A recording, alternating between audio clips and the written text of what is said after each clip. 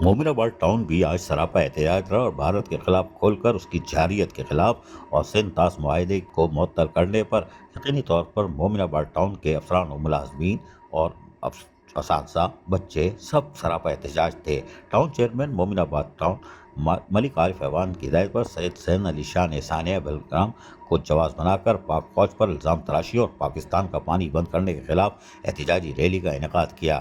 Rally میں assistant commissioner Mominabad town اور Mominabad town کے U C chairman, U C vice chairman, بلدیاتی نمائندگان Akhtar Harmain, director education Ayub Jaspani, director taxes advertisement Fahim Raza Sheikh, town افسران، ملازمین اور عوام کی کثیر تعداد نے ریلی میں شرکت کی۔ ریلی کے شرکت شدید نعرے بازی کر رہے تھے اور سراپا احتجاج تھے۔ ان کا کہنا تھا کہ ہم کسی کی دوز دھمکیوں میں آنے والے نہیں ہیں، بھارت اپنا قبلہ درست کر لے اور وہ ایسی کوشش نہ کرے جس سے اس کو نقصان اٹھانا پڑے، اس لیے کہ پاکستان کی بہادر افواج ہر دھمکی اور جارحیت کا جواب دینے کے لیے تیار ہے۔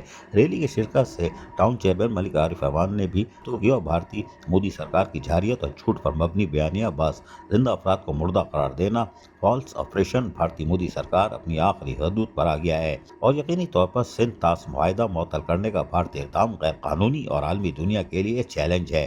ورلڈ بینک اور اقوام متحدہ کو بھارت کے خلاف ایکشن لینا ہوگا اور مودی سرکار کا رد عمل چور مچائے شور کے مترادف ہے۔ پوری پاکستانی قوم متحد ہے اور پاک فوج کے ساتھ ملکی دفاع کی سلامتی کے لیے اپنی جانوں کا نذرانہ پیش کرنے کے لیے بھی ہر وقت تیار ہے۔ قومی سلامتی کے اجلاس میں ہونے والے فیصلوں کی تائید کرتے ہوئے افواج پاکستان کے ساتھ شانہ بشانہ کھڑے ہیں۔ سید حسین علی شاہ نے کہا کہ مادر وطن کا بچہ ریاست پر آنچ نہیں آنے دے گا اور مودی سرکار خوابوں کی دنیا سے باہر نکلے، اس کے ہر اقدامات کا منہ توڑ جواب دیا جائے گا۔ اب بین الاقوامی برادری کی ذمہ داری ہے کہ بھارت کو اس کی دہشت گردانہ کارروائیوں سے روکا جائے اور آبی جارحیت پر بھارت کے خلاف سخت سے سخت کارروائی کی جائے جو خطے میں امن کو خطرے میں ڈال رہا ہے۔ عزیز عارف، KBS بلدیاتی نیوز کراچی۔ ایسی ہی خوبصورت ویڈیوز فیوچر میں حاصل کرنے کے لیے ریڈ بٹن پر کلک کر کے اور بیل آئیکن کو پریس کر کے ہم سب کے سبسکرائبر بننا مت بھولیے۔